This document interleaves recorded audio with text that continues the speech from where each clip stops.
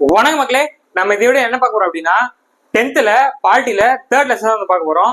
மாநில அரசுன்னு சொல்லுவாங்க, ஓகேவா? ஸ்டேட் கவர்மெண்ட் சொல்லுவாங்க. இதுல யார் யாரெல்லாம் வருவாங்க பாத்தீங்க அப்படின்னா ஆளுநர், முதலமைச்சர், அமைச்சர்கள், ஹைகோர்ட், ஓகே. அது இல்லாம சட்டமன்றம் சொல்லிட்டு வந்துடும். So Tamil medium students, English medium students ரெண்டு பேருமே இது புரியும்.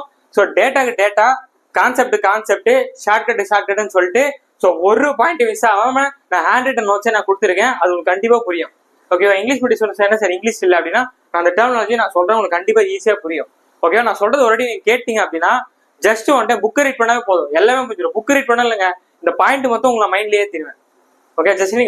ஜஸ்ட் காதல கேட்டாவே போதும், ஓகே? இந்த லெசன் ஃபுல்லா டேட்டாவா நிறைய பாயிண்டா வரும். நான் ஈஸியா உங்களுக்கு சொல்லி புரிய வச்சிடறேன், ஓகேவா? ஸோ வீடியோ ஸ்கிப் பண்ணா ஃபுல்லா பாருங்க. இப்போ டேரக்டா வீடியோக்குள்ள போயிடலாம், ஓகேவா? நம்ம என்னெல்லாம் ஆல்ரெடி நம்ம முடிச்சிருப்போம் அப்படின்னா பகுதி 1ல நம்ம 1ல இருந்து 4 வரைக்கும் முடிச்சிருப்போம், ஓகேவா? பார்ட் 1ல நமக்கு 1ல இருந்து 4 வரைக்கும் முடிச்சிருப்போம். பார்ட் 2ல பாத்தீங்கன்னா நமக்கு 5ல இருந்து 11 வரைக்கும் முடிச்சிருப்போம்.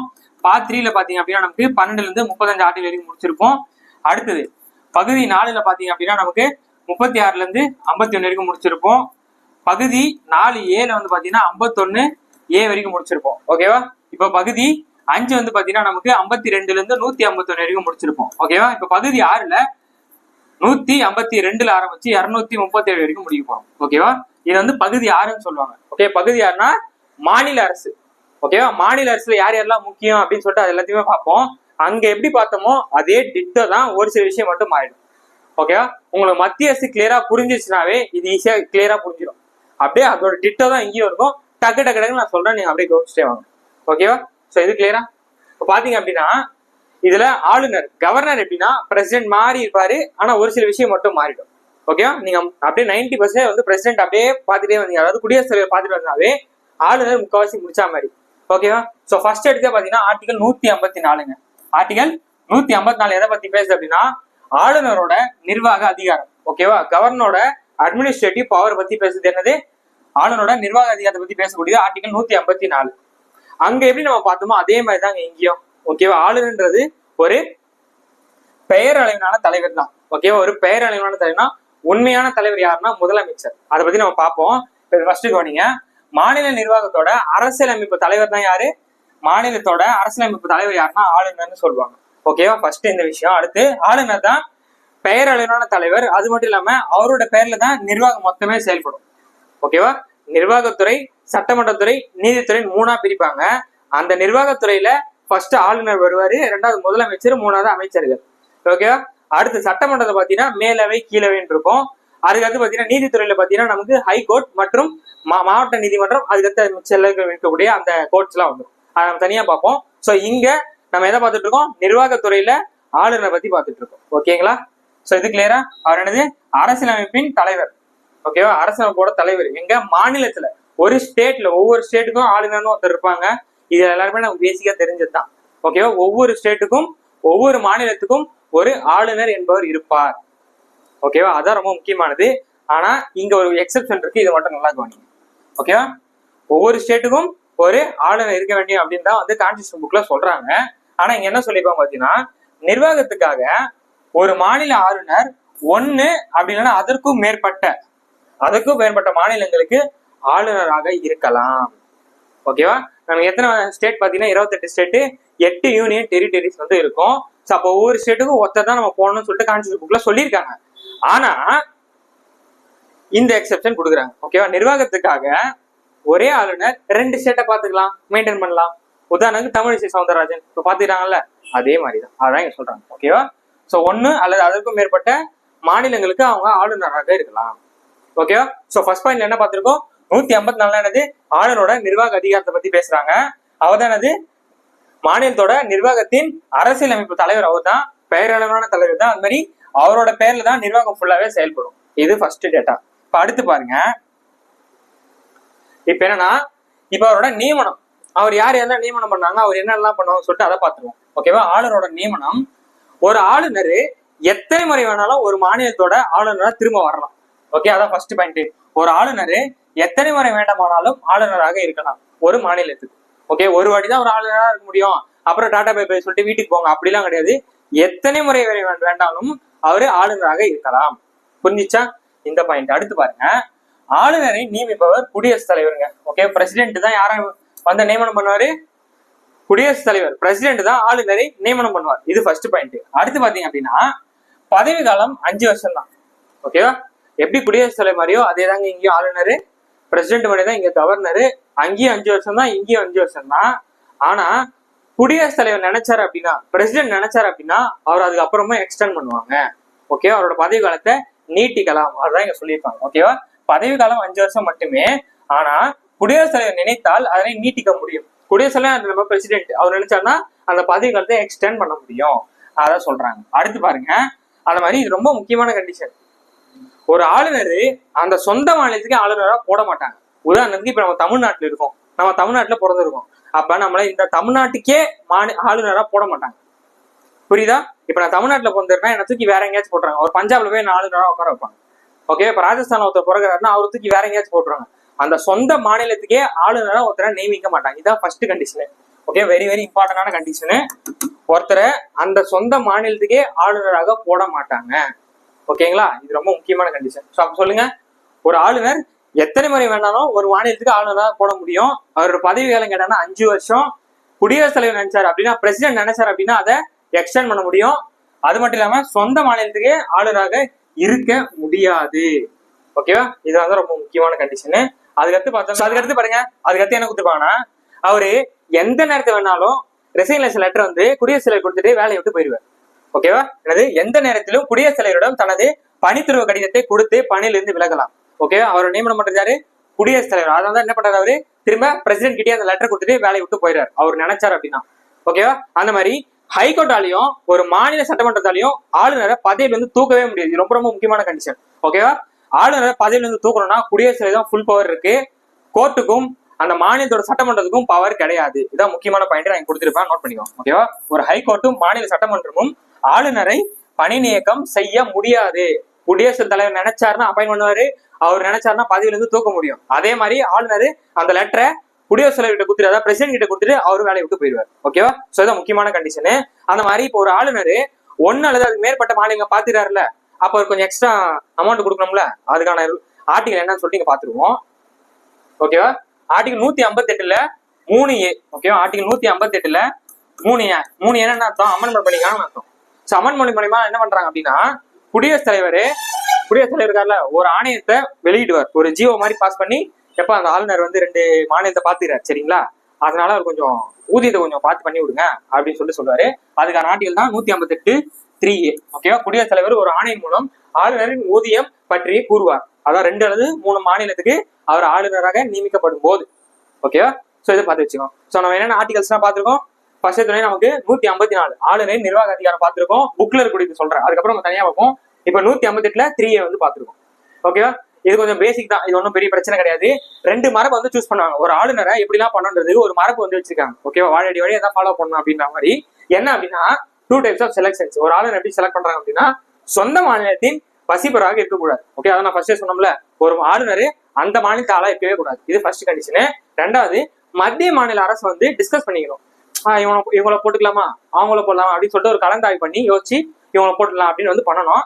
அதெல்லாம் பண்றாங்கன்னு தெரியல, ஆனா அதை மரபுன்னு சொல்றாங்க. மரபுனா என்ன அர்த்தம்? அதை மீறினாலும் கேஸ் எல்லாம் போட முடியாது, தண்டிக்க முடியாது. சரியா? சோ சும்மா பார்த்து வச்சுக்கோங்க. அடுத்து அவருக்கான குவாலிஃபிகேஷன். ஆளுநருக்கான குவாலிஃபிகேஷன் என்னன்னு சொல்லிட்டு எந்த ஆர்டிகல் பேசினா, ஆர்டிகல் 157 மற்றும் 158. ஓகேவா? 154 பார்த்திருக்கோம். இப்ப 158ல 3A பார்த்திருக்கோம். திரும்ப 158, 157 அது அவங்களோட தகுதி குவாலிஃபிகேஷன் பத்தி பேசுது. என்னென்ன குவாலிஃபிகேஷன் அப்படின்னா, ஃபர்ஸ்ட் அவரு இந்திய குடிமகனா இருக்கணும், 35 வயசு ஆயிருக்கணும். ஓகேவா? அவருக்கு என்ன ஆயிருக்கணும்? இந்திய குடிமகனா இருக்கணும், 35 வயசு வந்து பூர்த்தி அடைஞ்சிருக்கணும். அது மட்டும் இல்லாம லாபம் தரும் தொழில் வந்து ஈடுபடக்கூடாது. ஓகேவா? லாபம் தரும் தொழில் வந்து அவருடைய ஈடுபடக்கூடாது. அது மட்டும் இல்லாம ஒரு எம்எல்ஏவோ எம்பியோ இருக்கவே கூடாது. அப்படி இருந்தாலும் என்ன ஆயிடும், அவர் ஆளுநர் ஆயிட்டாருன்னா அந்த பதவி அவருக்கு போயிடும். அது எம்எல்ஏ எம்பி பதவி வந்து அது போயிடும். ஓகேவா? சோ அந்த 35 வயசு இதான் திரும்ப திரும்ப கேட்டுட்டே இருப்பாங்க, பார்த்து வச்சுக்கலாம். ஓகேவா? இப்போ ஆளுநர் என்ன வயசு இருக்கணும்? 35 வயசு இருக்கணும். இந்திய குடிமகனா இருந்தா மட்டும் தான் ஆளுநரே ஆக முடியும். ஓகேவா? இதான் குவாலிஃபிகேஷன். ஆர்டிகல் என்ன? 157, 158. 158 3ஏனா 2 மாநிலத்துக்கு வந்து ஆளுநரா போட்டானா அதுக்கான ஊதியத்தை பத்தி பேசுறது. 154னா அவரோட நிர்வாக அதிகாரம். ஓகேவா? இது கிளியரா? இப்ப அடுத்து பாருங்க. இப்ப அப்படியே அவரோட ஒவ்வொரு அந்த பவரை பத்தி பார்த்துட்டே போவோம். ஆளுநருக்கான என்னெல்லாம் வந்து ஸ்பெஷாலிட்டி இருக்கு, அவருக்கான பவர்ஸ் என்னன்னு சொல்லிட்டு பார்த்துட்டு போவோம். ஃபர்ஸ்ட் என்ன பாருங்க, ஆளுநரின் சிறப்புரிமை. ஓகேவா? ஆளுநரோட சிறப்புரிமை பாருங்க, ரொம்ப டிஃப்ரெண்டா இருக்கும். நீங்க இப்ப கேள்விப்பட்டே இருக்க மாட்டீங்க, டிஃப்ரெண்டா இருக்கும். ஆர்டிகல் 366(1). ஓகேவா? ஆர்டிகல் 361 பிராக்கெட்ல 1 என்ன அப்படின்னா, ஆளுநர் அந்த பதவியில இருக்கும்போது எந்த கோர்ட்டும் அவர் வந்து எதுவும் கேள்வி கேட்க முடியாது. நல்லா கவனிங்க. எந்த நீதிமன்றமும் ஆளுநரை கைது செய்யவோ குற்றம் சுமத்தவோ முடியாது. எப்போ அப்படின்னா அவர் அந்த பதவியில இருக்கும்போது. புரியுதா? அந்த பதவியில இருக்கும்போது எந்த கோர்ட்டும் அவர் வந்து கேள்வி கேட்க முடியாது, அவர் மீது கைது செய்ய முடியாது, குற்றம் சுமத்த முடியாது. பதவியில இருக்கும்போது, அந்த வார்த்தையை நல்லா புரிஞ்சுக்கோங்க. பதவியில இருக்கும்போது அவர் எதுவும் பண்ண முடியாது எந்த கோர்ட்டும். பதவி விலகிட்ட பிறகு அவர் ஒரு சாதாரண மனுஷன் தான். அதுக்கப்புறம் எப்ப என்னென்ன பண்ணணுமோ அதெல்லாம் பண்ணிடுவாங்க. ஓகேவா? சோ ஆளுநருக்கான அந்த பவர். ஏன்னா அவர் தானே வந்து மாநிலத்தோட ஒரு இதுவா இருக்காரு, ரெப்ரஸன்டேட்டிவா இருக்காரு. சோ அதனால அந்த பதவிக்கு மரியாதை கொடுத்து அந்த பதவியில இருக்கும்போது அவர் வந்து கைது பண்ண மாட்டாங்க. ஓகேவா? பதவி விலகிட்ட பிறகு அடி அடிப்பாங்க. அதுக்கப்புறம் சாதாரண நபரா மாறிடுவாரு.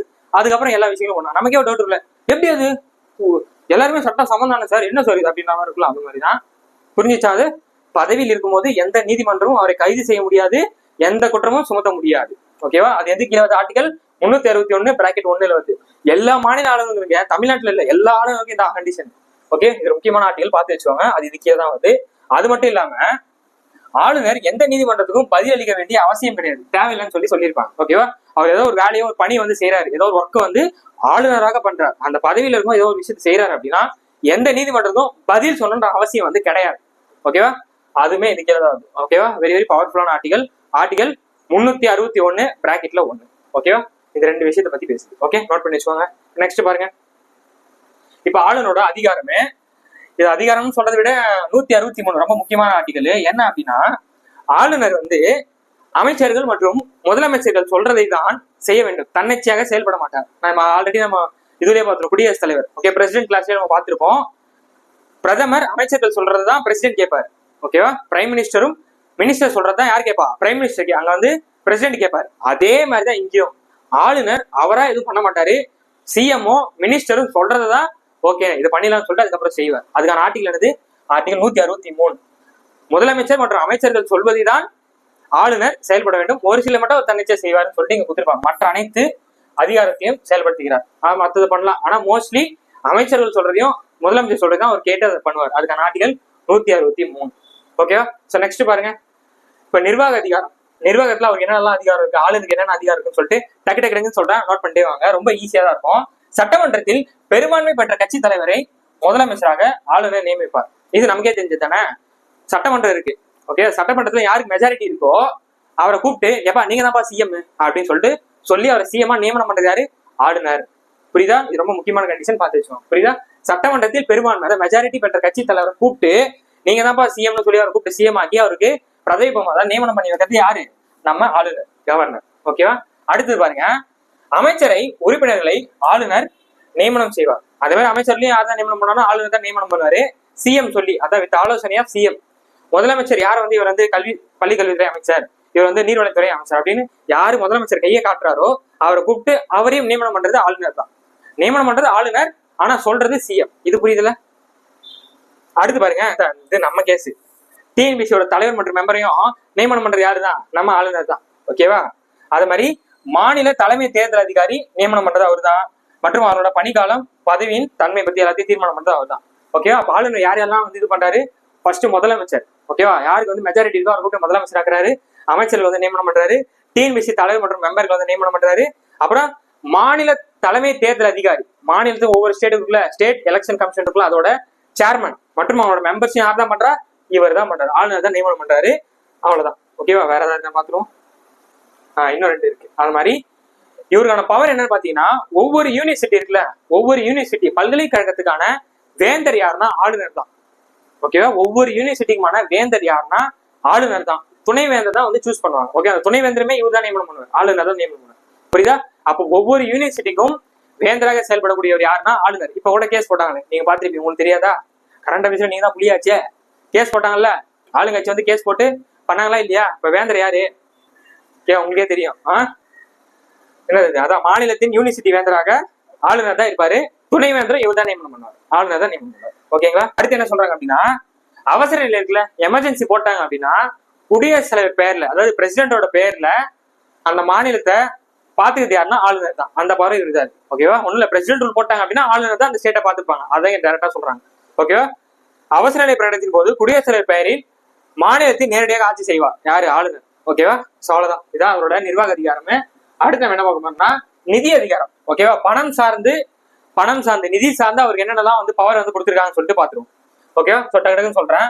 மாநில ஆண்டு வரவு செலவு திட்டத்தினை ரெடி செய்வார். அதாவது அவர் தான் தயார் பண்ணுவார். அதான் அவரே எழுத மாட்டாரு, ஒரு டீமை கூப்பிட்டேப்பா ஒவ்வொரு வருஷத்துக்கு அந்த ஆண்டு வரவு செலவு என்னன்னு சொல்லிட்டு பாருங்க அப்படின்னு சொல்லிட்டாருன்னா அதை ரெடி பண்ணுவாங்க. அதை ரெடி பண்ணி அதை சட்டமன்றத்துல அறிமுகம் பண்றது இவர் தான், ஆளுநர் தான். புரியுதா?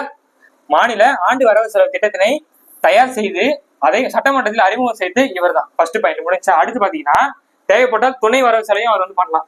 ஓகேவா? மினி வரவு செலவையும் வந்து ரெடி பண்ண முடியும். அது சும்மா கொடுத்துருக்காங்க, பாத்துக்கோங்க. ஓகேவா? அது மாதிரி ஒவ்வொரு 5 வருஷமும் ஒரு நிதி ஆணையத்தை போடணும். எதுக்காக அப்படின்னா பஞ்சாயத்து மற்றும் முனிசிபாலிட்டி. ஓகேவா? பஞ்சாயத்து மற்றும் முனிசிபாலிட்டி, அதாவது ஒண்ணு இல்லைங்க, கிராமப்புறங்கள்ல நிதி வர ஆதாரம் எப்படி இருக்கு, அங்க எப்படி டெவலப் பண்றது அப்படின்னு சொல்லிட்டு ஒவ்வொரு 5 வருஷத்துக்கும் ஒரு நிதி ஆணையத்தை அவர் வந்து போடணும். பினான்ஸ் கமிஷன் மாதிரி போட்டு அதை வந்து அவர் வந்து மெயின்டைன் பண்ணணும்னு சொல்லிட்டு சொல்றாங்க. ஓகேவா?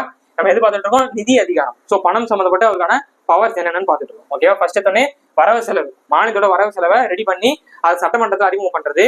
ரெண்டாவது, ஒவ்வொரு 5 வருஷத்துக்கும் ஒரு நிதி ஆணையத்தை போட்டு அதை என்ன பண்ணணும், பஞ்சாயத்து மற்றும் நகராட்சி அந்த நிதிநிலையை வந்து அறிக்கை வந்து சமர்ப்பிக்கணும்னு சொல்லிட்டு சொல்றாங்க.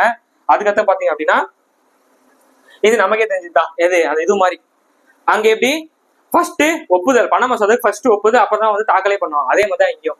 ஓகே, ஃபர்ஸ்ட் பர்மிஷன், அப்புறம் தான் சட்டமன்றத்தை அறிமுகம் பண்ணணும். ஓகேவா? சதவீதம் கொடுத்தாங்க. அதாவது பிரசிடென்ட் மாதிரியே, குடியரசுத் தலைவர் மாதிரியே ஃபர்ஸ்ட் பர்மிஷன் வாங்கிடணும், ஆளுநர் கிட்ட முன் அனுமதி பெற்று அப்புறம் தான் நாடாளுமன்றத்துல அதை அறிமுகம் பண்ணணும். எது? பண மசோதா. ஓகேவா? நிதி மசோதா இல்ல பண மசோதா, நீங்க எப்படி வேணாலும் வச்சுக்கலாம். அதுக்கப்புறம் பாத்தீங்கன்னா அவசர நிதியிலிருந்து நிதி ஒதுக்கீடு பண்ணலாம். ஓகே, இப்போ ஒரு மாநிலத்துக்கு ரொம்ப நெருக்கடியா இருக்கு, நிதி பற்றாக்குறை ரொம்ப அதிகமா இருக்கு அப்படின்னா ஆளுநர் நினைச்சார் அப்படின்னா அவசர நிதியிலிருந்து அந்த கவர்மெண்ட் கொடுப்பாரு, அந்த அரசாங்கத்துக்கு கொடுப்பாரு. அதான் கொடுத்துருப்பாங்க. ஓகேவா? அவசர நிதியிலிருந்து நிதி ஒதுக்கீடு பண்ணலாம் எப்பனா எதிர்பாராத செலவினங்களின் போது. அதாவது கவர்மெண்ட் ஏதாவது பிரச்சனை ஆகி போச்சு, ஏதோ ஒன்று பிரச்சனைனா அப்ப அந்த அவசர நிதியிலிருந்து பணத்தை எடுத்து கொடுக்கக்கூடிய அந்த அதிகாரம், பவர் வந்து ஆளுநருக்கு இருக்கு. ஓகேவா? சோ இப்ப இதெல்லாம் பாத்துட்டுமா, இப்ப வந்து நீதிமன்ற அதிகாரம். ஓகே, நீதிமன்றத்துல அவருக்கு என்னெல்லாம் அதிகாரம் இருக்கு அப்படின்னு சொல்லிட்டு பாத்துருமா. குடியரசுத் தலைவர், அதாவது குடியரசுத் தலைவர் தான் வந்து ஒவ்வொரு ஜட்ஜியும், அதாவது சுப்ரீம் கோர்ட் ஜட்ஜி, ஹைகோர்ட் ஜட்ஜி, நம்ம பிரசிடென்ட் குடியரசுத் தலைவர் தான் நியமனம் பண்ணுவாங்க. கரெக்டா? ஆனா அது ஒரு ஆலோசனை, இவங்களை போட்டு இல்லாம இப்ப சென்னை ஹைகோர்ட்டுக்குன்னு வச்சுக்கோங்க, மெட்ராஸ் ஹைகோர்ட் இருக்கு, மெட்ராஸ் ஹைகோர்ட்டுக்கு தலைமை நீதிபதி போடுறாங்க. ஓகேவா? சீஃப் ஜஸ்டிஸா போடுறாங்க அப்படின்னா அதுக்கு ரெக்கமெண்டேஷன் குடியரசுத் தலைவர் கிட்ட, கொஞ்சம் இவங்களை போட்டுக்கலாம், இவங்களை போடலாமே, இவருக்கு நல்லா இருக்காரு அப்படின்னு சொல்லிட்டு ரெக்கமெண்டேஷன் கொடுக்கறது யார் தான்? ஆளுநர். நியமனம் பண்றது குடியரசுத் தலைவர் தாங்க, அதுல எந்த மாற்று கருத்தும் கிடையாது. ஓகேவா?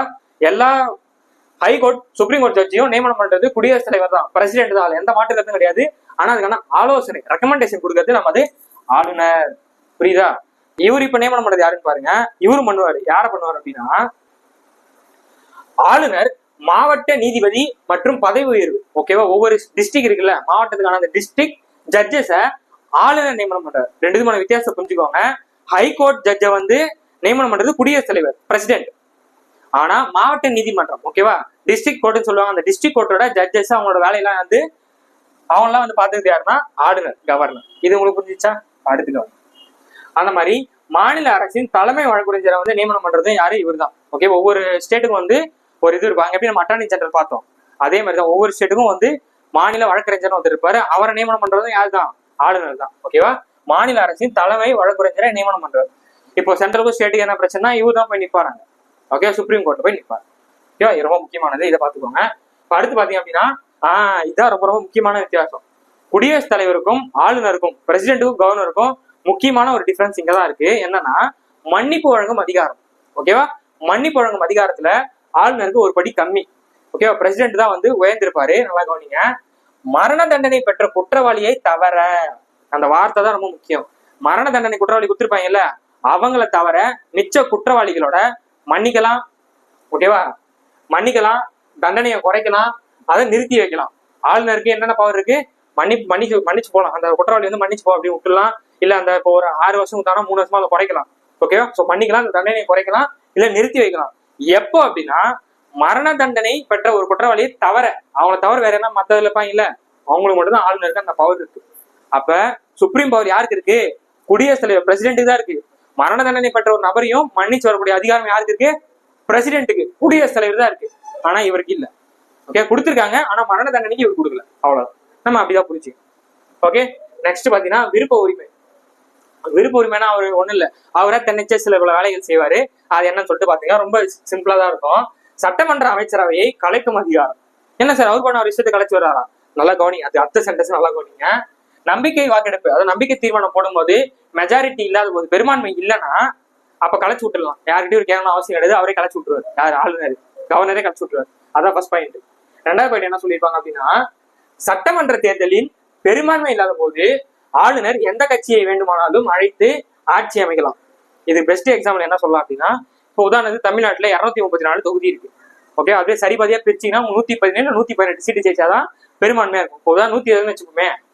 ஓகேவா? இப்போ 2 இருக்கு, எக்ஸ்னு ஒருத்தர் இருக்கான், ஒய்னு ஒரு கட்சி இருக்கு. எக்ஸ் கட்சி 100 இருக்கு, ஒய் கட்சி வந்து ஒரு 100, 234 இப்போ 200 போச்சு. மிச்சம் 34 நான் ஜெயிச்சேன்னு வச்சுக்கோங்க. இல்லை சரி, வீடியோ போய் நீங்க ஜெயிச்சிட்டீங்க. அப்ப 3 பேருமே ஒரு மெஜாரிட்டி இல்ல, ஒருத்தர் மட்டும் மெஜாரிட்டி இல்லாம சரிசமமாக்கி 34 இருக்கு.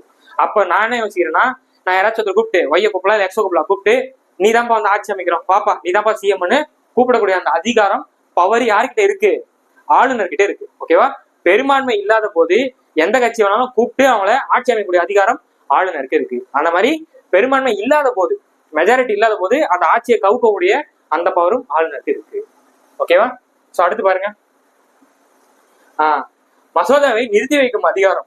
அதாவது ஒரு மசோதா டேபிளுக்கு வருதுன்னு வச்சுக்கோங்க, அவருக்கு சீட்டுக்கு வருது, ஏதாவது சைன் போட்டு விடுங்க அப்படின்னு சொல்லிட்டு மசோதா வருதுன்னா, நம்ம ஸ்கூல்லாம் போய் ரெக்கார்ட் நோட்டு வாங்குவோம், சைன் வந்து மசோதா டேபிளுக்கு வருதுன்னா அவர் வந்து நிறுத்தி வைக்கலாம். எப்ப அப்படின்னா, ஒன்லி ஃபார் குடியரசுத் தலைவருக்கான பரிசீலனைக்காக. எனக்கு தெரியல, நான் நிறுத்தி வைக்கிறேன், நான் குடியரசுத் தலைவருக்கு கேட்டு இல்லை நான் அவருக்கு அமுச்சு வச்சு நான் சொல்றேன் அப்படின்னு சொல்லிட்டு ஒரு மசோதாவை ஸ்டாப் நிறுத்தி வைக்கலாம். எப்போ அப்படின்னா, ஒன்லி ஃபார் குடியரசுத் தலைவருக்கான பரிசீலனைக்காக. இப்போ கூட அது கூட கேஸ் போட்டாங்க, அது கூட மாத்திருக்காங்க. புதுசா வந்து மாத்திட்டு குடியரசுத் தலைவர் 3 மாசத்துக்குள்ள பதில் சொன்னு சொல்லிட்டு இது நியூ அப்டேட் கரண்ட் அஃபேர்ஸ் சொல்லியிருக்காங்க. குடியரசுத் தலைவர் 3 மாசத்துல அது அவங்களும் பதில் சொன்னு சொல்லிட்டு.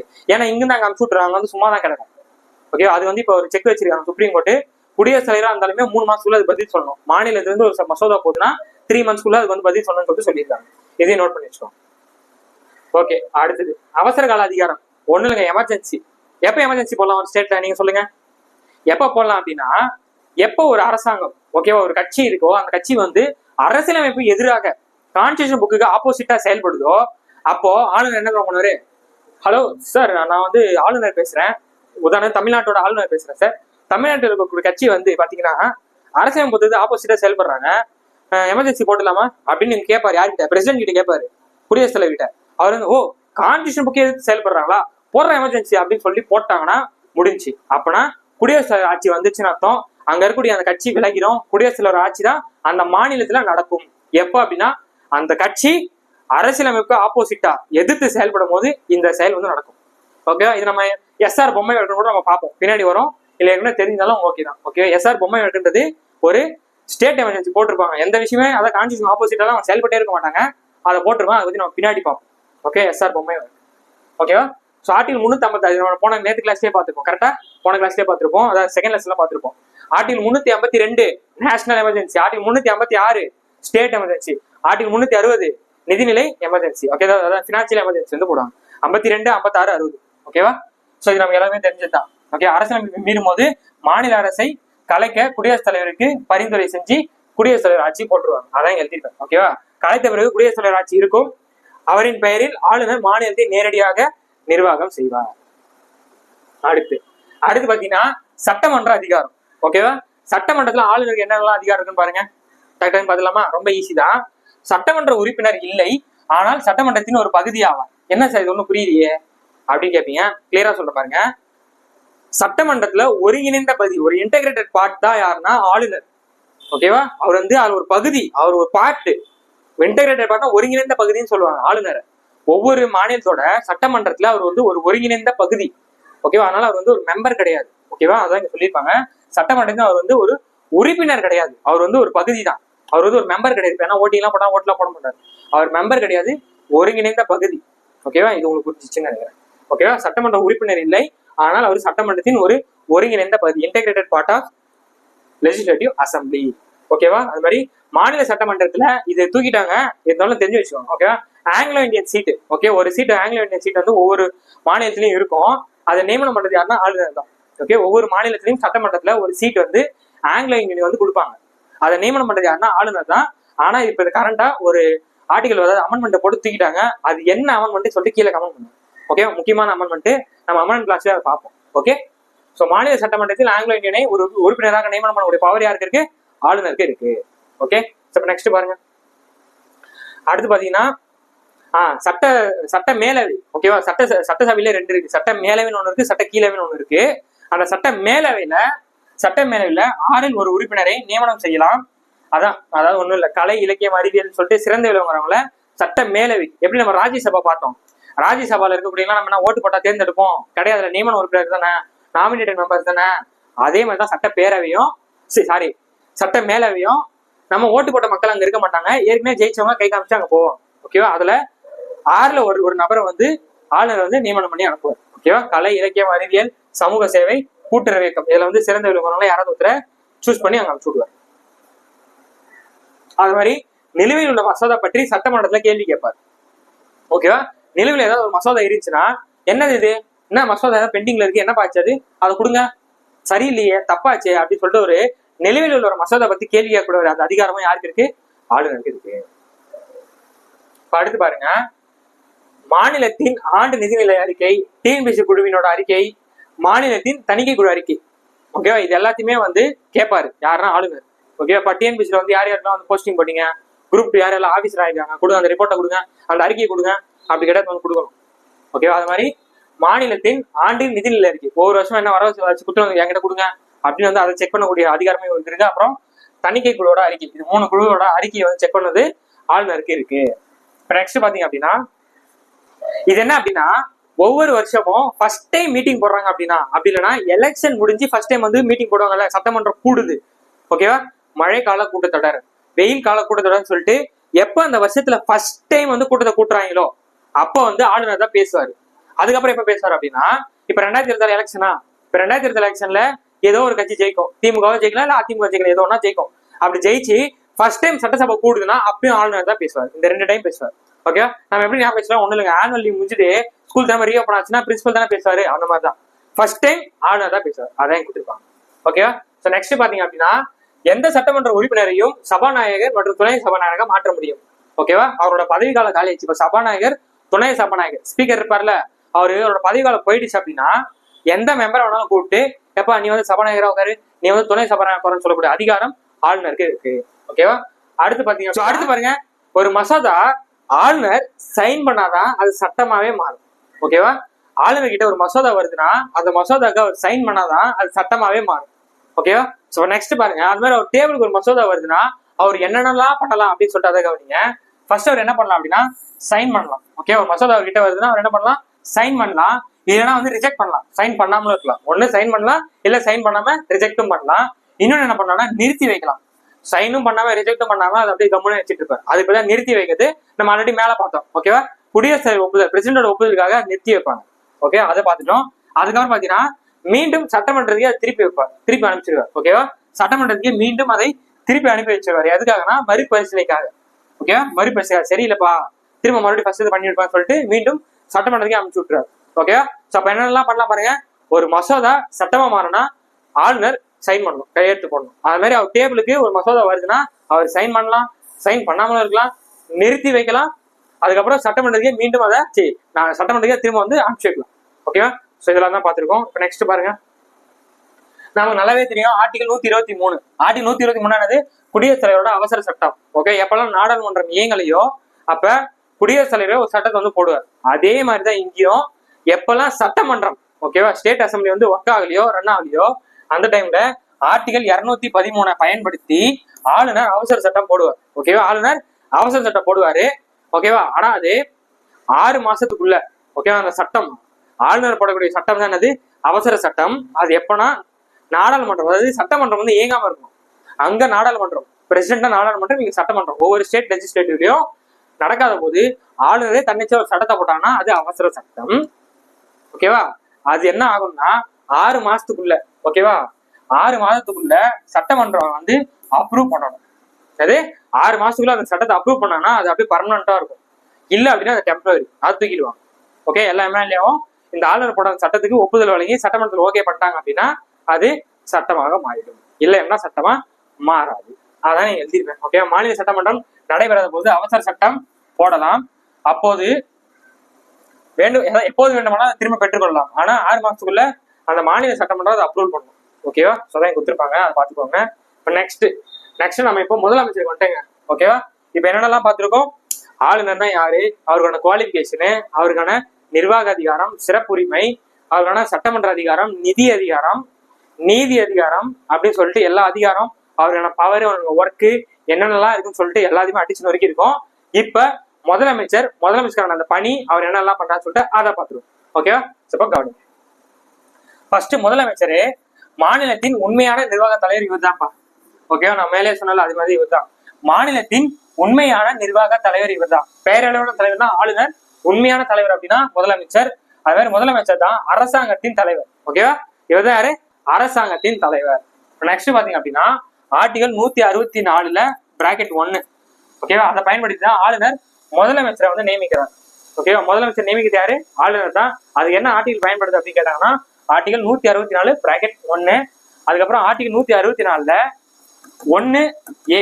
அப்ப அமெண்ட்மெண்ட் பண்ணிருக்காங்க, சட்டத்திருத்தம் பண்ணிருக்காங்கன்னு சொல்லிட்டு அர்த்தம். என்ன சொல்றாங்க அப்படின்னா மொத்த அமைச்சர்கள்ல 15% மட்டும் தான் வந்து அமைச்சர்களா இருக்கணும். அதாவது மொத்த எம்எல்ஏக்களோட கவுண்ட்ல 15% தான் அமைச்சர்களா மாற முடியும். புரியுதா? மொத்த பேருமே அமைச்சராக முடியாது. ஓகேவா? சட்டமன்றத்துல இப்ப 234 பேர் இருக்காங்கன்னா 234 பேருமே அமைச்சர் கிடையாது தமிழ்நாட்டுல. ஓகேவா? அதுல 15% மட்டும் தான் அமைச்சராக முடியும்.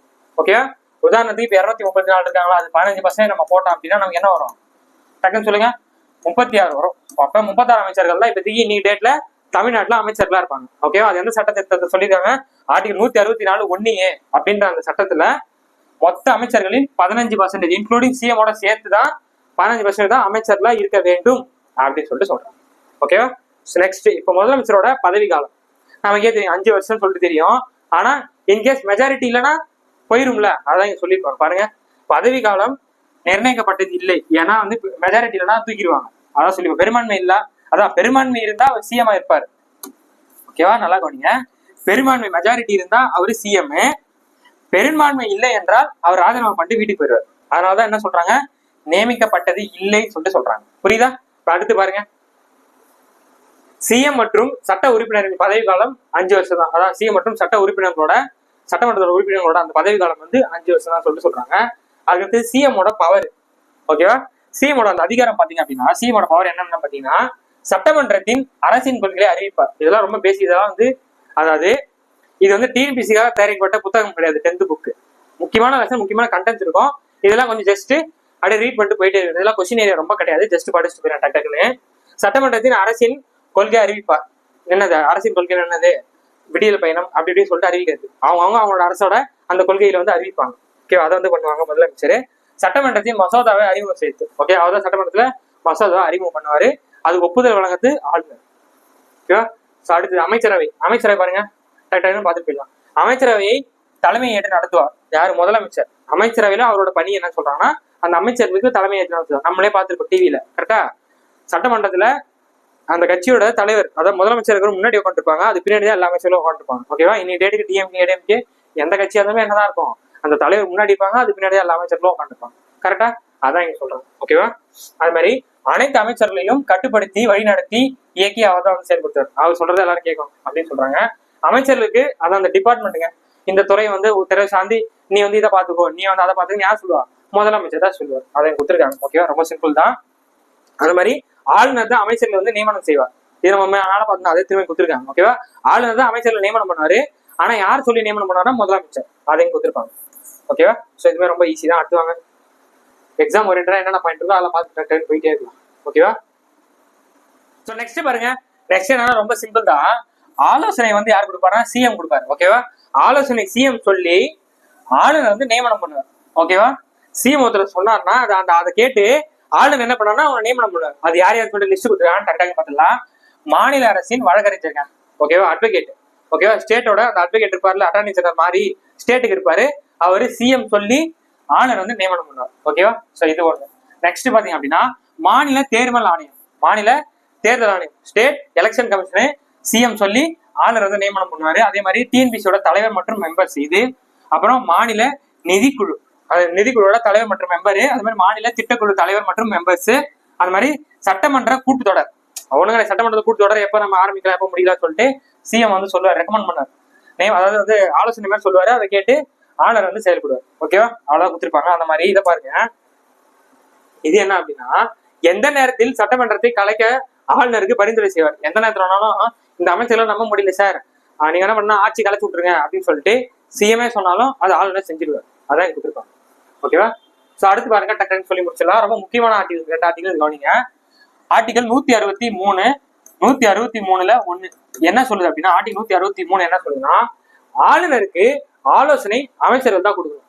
அதுக்காக தான் அந்த ஆர்டிகலே இருக்கு. ஓகேவா? என்ன சொல்றாங்க அப்படின்னா, அமைச்சர்கள் எதுக்குன்னா ஆளுநருக்கு அட்வைஸ், அதாவது ஆலோசனை வழங்குறதுக்காக தான் இது வந்து வச்சிருக்காங்க. புரியுதா? இந்த அமைச்சர்கள் எதுக்கு இருக்காங்க? ஆளுநருக்கு வந்து ஆலோசனை வழங்குறதுக்காக இந்த அமைச்சர்கள் இருக்காங்க. அதுல இந்த ஆர்டிகல் 163ல 1 என்ன அப்படின்னா, இந்த அமைச்சர்களுக்கு ஒரு தலைவர்னு ஒருத்தர் இருப்பார், அவர் தான் சிஎம். ஓகேவா? அந்த சிஎம் அமைச்சர்களும் சேர்ந்து ஆளுநருக்கு வந்து அட்வைஸ் மற்றும் உதவி வந்து பண்ணணும், அதாவது பரிந்துரை இந்த இதெல்லாம் வந்து பண்ணணும்னு சொல்லியிருப்பாங்க. ஓகேவா? இந்த 2 ஆர்டிகல் வந்து முக்கியமா நோட் பண்ணி வச்சுக்கோங்க. அவரா தன்னிச்சையா செயல்பட மாட்டாரு, முதலமைச்சர் மற்றும் அமைச்சர்கள் சொல்வதை கேட்டு அவர் செயல்படுவார். அதுக்காக தான் வச்சிருக்காங்க சொல்லிட்டு இந்த ஆர்டிகல்ல சொல்றாங்க. ஆர்டிகல் 163 163 பிராக்கெட் 1 இது 2 நோட் பண்ணி வச்சுக்கோங்க. அடுத்து வந்து அமைச்சரவை. ஓகேவா? அமைச்சரவையில என்ன சொல்றாங்க பாருங்க. அமைச்சரவை மாநில சட்டமன்றத்தின் கூட்டு பொறுப்பாகும். அதாவது அமைச்சரவை தான் வந்து மாநில சட்டமன்றம், ஒவ்வொரு ஸ்டேட் லெஜிஸ்லேட்டிவோட கூட்டு பொறுப்பு, அவங்க தான் எல்லாத்துக்கும் பொறுப்புன்னு சொல்லிட்டு சொல்றாங்க. ஓகே, டக்குன்னு பார்த்துலாம். அது மாதிரி சட்டமன்ற உறுப்பினர்கள் தான். அது மாதிரி நீங்க வந்து எம்எல்ஏவும் இல்லைனாலும் உங்களால வந்து அமைச்சர்கள் ஆக முடியும். நான் சொல்றது புரியுதா? நீங்க எம்எல்ஏவும் இல்லைனாலும் கூட உங்களால அமைச்சர்கள் ஆக முடியும். ஆனா என்ன பண்ணணும்னா 6 மாசத்துக்குள்ள நீங்க எம்எல்ஏவா ஆக்கி காட்டணும், ப்ரூஃப் பண்ணி காட்டணும். புரியுதா? நீங்க எம்எல்ஏவே ஆகவே முடியலனாலும் உங்களால அமைச்சராக முடியும். உதாரணத்துக்கு இப்ப நான் வந்து மெம்பர் ஆஃப் லெஜிஸ்லேட்டிவ் அசம்பிளி கிடையாது, நான் எம்எல்ஏ கிடையாது. ஆனா நான் என்ன தூக்கி வந்து விளையாட்டுத்துறை அமைச்சரா போட்டாங்க. ஓகே, நான் அமைச்சரா இருக்கலாம் எப்பனா 6 மாசம் வரைக்கும் தான். அதுக்குள்ள நான் எம்எல்ஏவா நான் ப்ரூஃப் பண்ணி காட்டணும். ஓகே, அதான் கொடுத்துருப்பாங்க. சட்டமன்ற உறுப்பினர் இல்லை என்றாலும் அமைச்சராகலாம், ஆனால் 6 மாசத்துக்குள்ள நான் வந்து எம்எல்ஏ சட்டமன்ற மெம்பரா வந்து மாறிடணும்னு சொல்லியிருப்பாங்க. ஓகேவா? சரி, நோட் பண்ணி வச்சுக்கோங்க. அது மாதிரி நம்பிக்கையில்லா தீர்மானம் போது ஒன்னும் இல்லை, நம்பிக்கையில்லா தீர்மானம் இல்லைன்னா முதலமைச்சரே வீட்டுக்கு அனுப்பிச்சிடுறாங்க. அப்ப அமைச்சர் மட்டும் நான் வீட்டுல உட்காந்து இங்கே இருப்பார், சட்டமன்றத்தில் இருப்பார், அவரையும் வீட்டுக்கு அனுப்பிச்சிடுவாங்க. ஓகேவா? நம்பிக்கையில்லா தீர்மானம் போது நிறைவேற்றப்பட்டால் அமைச்சர்கள் ரிசைன் பண்ணிட்டு வீட்டுக்கு போயிடணும். ஓகேவா? நம்பிக்கையில்லா தீர்மானம் மெஜாரிட்டி இல்லைன்னா அமைச்சர்களையும் வீட்டுக்கு அனுப்பிச்சிடுவாங்க. அதான் சொல்லியிருப்பாங்க. ஓகேவா? ரொம்ப பெருசா இருக்காது. அடுத்தது அமைச்சரவையோட அதிகாரம் என்னென்ன சொல்லிப்பாங்கன்னா, ஒரு மசோதா சாதாரண மசோதாவா அல்லது நிதி மசோதாவா என்று தீர்மானம் பண்ணக்கூடியது இந்த அமைச்சரவை தான் இருக்கு. ஓகேவா? அது மாதிரி நிதி கொள்கையை கட்டுப்படுத்துவது, மக்கள் நலனுக்காக, இதெல்லாம் ஒண்ணு இல்லைங்க, நீங்களே ரீட் பண்ணிக்கோங்க, ஒண்ணு ரொம்ப ஈஸியா தான். நிதி கொள்கை கட்டுப்படுத்துவது, மக்கள் நலனுக்காக வரி கொள்கையை முடிவு செய்வது, ஆண்டு வரவு செலவு திட்டம் தீட்டி முடிவு செய்வது, மாநில செலவுகளை சமாளிக்க திட்டம் அறிக்கை விடுவது. ஓகே, இதெல்லாம் ஒண்ணும் இல்லை, எக்ஸாம் ஓரியன்டா இதெல்லாம் ஒண்ணும் இல்லை, ஜஸ்ட் படிச்சா போதும். மாநில அரசின் கொள்கையை திறம்பட உருவாக்குவது. ஓகே, இதெல்லாம் ஒண்ணும் இல்லை. அடுத்து முக்கிய மசோதாவுக்கு ஆதரவு, முக்கிய துறை தலைவர்களை நியமனத்தில் எல்லாமே அமைச்சர்கள் தான் பண்றாங்க. அடுத்து சட்டமன்ற நிகழ்ச்சி முடிவு மாற்றம் எல்லாமே தான் பண்ணாங்க. அதாவது என்னன்னா, இதை மட்டும் கொஞ்சம் பாருங்க. சட்டமன்ற நிகழ்ச்சியில முடிவு, அதாவது அதெல்லாம் முடிவு பண்றது. அது மாதிரி மற்ற மாநில பிரச்சனையின் போது, மற்ற மாநிலத்துக்கும் நம்ம மாநிலத்துக்கும் பிரச்சனை அப்படின்னா பேச்சுவார்த்தை நடத்த வந்து முயற்சி செய்து வந்து அமைச்சரவைக்கு வந்து பவர் இருக்கு. எதுக்காக? அந்த பிரச்சனையை தீர்க்கிறதுக்காக, அந்த ப்ராப்ளத்தை சால்வ் பண்றதுக்காக அவங்க வந்து பவர் கொடுத்துருக்காங்க. ஓகேவா? அடுத்து பாத்தீங்கன்னா அமைச்சரவையின் ஒவ்வொருவரும், அதாவது அமைச்சரவையில ஈச் அண்ட் எவரி அமைச்சரையும் கட்டுப்படுத்தி கண்காணிக்க வேண்டும். ஈச் அண்ட் எவரினா ஒண்ணு இல்ல, ஒவ்வொரு அமைச்சரையும் எழுதிங்க. ஓகேவா? அமைச்சரவையில் ஒவ்வொரு அமைச்சரையும் கண்காணிச்சுட்டே இருப்பாங்க. கூர்ந்து இவன் என்ன பண்றான், இவன் என்ன செய்யறான், இது என்ன பண்றான்னு சொல்லிட்டு சொல்லியிருக்காங்க. இதெல்லாம் முக்கியமான பாயிண்ட் இல்லை, சும்மா தெரிஞ்சு வச்சுக்கோங்க. ஓகேவா? ஸோ அடுத்து நம்ம என்ன பார்க்க போறோம் அப்படின்னா, மாநில சட்டமன்றம் ஃபுல்லா பக்காவா இங்க எழுதி வச்சிருக்காங்க. ஓகேவா? இதை நம்ம பார்ட் 2 வீடியோல பார்த்துருவோம். ஓகேவா? இப்ப நம்ம என்னென்னலாம் பார்த்துருப்போம் அப்படின்னா, நிர்வாகம்ல ஆளுநரோட பவரு, முதலமைச்சரோட பவரு, அமைச்சரோட அந்த செயல் திட்டம், அந்த ஒர்க்ஸ் எல்லாமே பார்த்துருவோம். அவங்களோட பவர்ஸ், அவங்களோட செயல் திட்டம் எல்லாமே பார்த்துருப்போம். இப்ப நம்ம என்ன பண்ணலாம், இது பார்ட் 2 வீடியோ எடுத்துக்கலாம். மாநில சட்டமன்றம் சொல்லிட்டு எதுவுமே நம்ம ஃபுல் அண்ட் ஃபுல்லா அழகா சூப்பரா நோட்ஸ் எடுத்து கிளியரா வச்சிருக்கேன். இதை பார்ட் 2 வீடியோல பார்த்துருவோம். ஓகேவா? ஸோ இந்த வீடியோ உங்களுக்கு பிடிச்சிருந்துச்சு அப்படின்னா லைக் பண்ணிட்டு உங்க ஃப்ரெண்ட்ஸ் வந்து ஷேர் பண்ணுங்க. அடுத்த சூப்பரான சந்திப்போம். நன்றி.